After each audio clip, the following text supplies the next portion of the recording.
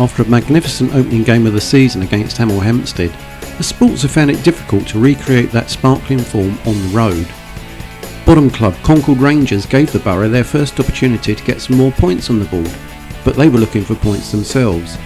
In the end, it took a late finish from Nat Pinney to give the Borough all 3 points.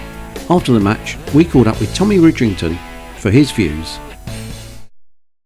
Tom, it's been a tricky week. We got off to a great start, then we've had 2 away matches where there's been a few potholes in the road, and tonight we got back to winning ways. So what do you think about it? Well, you've hit the nail on the head there. The road trips haven't been great. What I would say is, as I said in my programme notes, the performances on the road were actually not bad. You know, we created chances, didn't take enough of the chances for the ones that we did create, and we gifted a couple of goals away, both at Hampton and at Gosport. And whilst the scoreline was a little flattering, I felt on both occasions, we could have won both the games, I felt. So I didn't come into this game too downhearted, if I'm honest. And I thought the first half in particular, I thought we should have been 2 or 3 goals up. You know, we hit the post, the goalies made a couple of saves.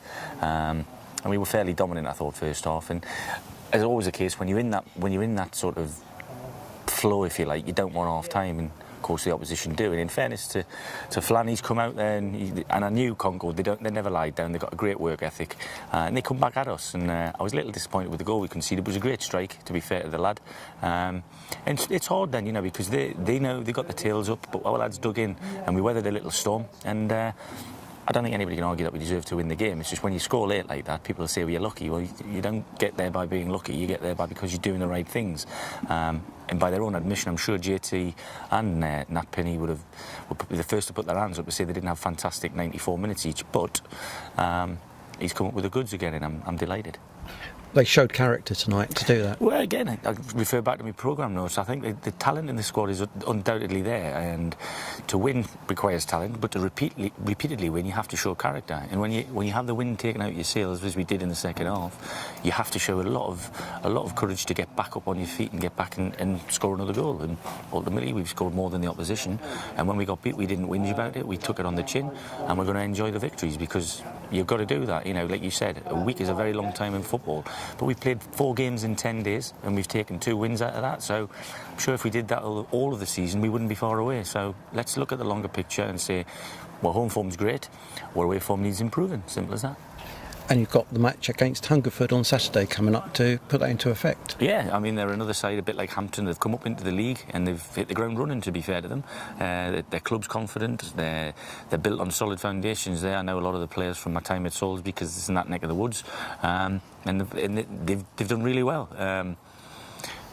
We'll take, like I said, we take each game as it comes, and we prepare for that from now. But we're back in training on Thursday morning, see what the injury list's like, because we've taken a couple of knocks tonight, and hopefully we can get on the road again to Hungerford and patch them potholes up, as you said. So we've got a few people to look at before you can name a team for Saturday. Yeah, I mean, the good thing about it at the minute, we were lucky to go. I'm saying lucky. We managed to get to the first game of the season with everyone in the squad available to us to pick. Unfortunately, Josh Hare's picked up a knock, and Charlie Horlock has broken his hand, unfortunately. So them 2 are likely to feature, but Mark Hughes has picked up a hell of a whack today, and he's struggling to walk at the moment, but he's a tough old cookie, so let's hope he can turn himself around. But it's just wear and tear, like I said. For any set of footballers, 4 games in 10 days is a big ask, and when the 5th game is another 140 miles on the road, it becomes very, very difficult. People think these lads are robots. They're not. They're human beings, and they've got to prepare themselves right when they're not with me, but I'm sure they'll tell you we prepare correctly for Hungerford, and we look forward to hopefully putting, like I said, the away form on a par with our home form, which is excellent at the moment. Well, we'll keep our fingers crossed for that. Good luck on the road. Well done tonight. Mm-hmm. A good result in the end, and it showed character. And of course, we've got Absolute coming up as well in a week or two. Yeah, it is. I mean, at the end of the day, I hope nobody left early, because I hate people leaving the games early. Because if you did, you missed the winner, and stay till the end, because you never know what's going to happen. It's the most. If you've got a ticket for a goal, it's usually always in the last 5 to 10 minutes. So stay around. You never know when it's finished. Great advice, Cheers. Tom. All the best. Thanks Thank very you. much.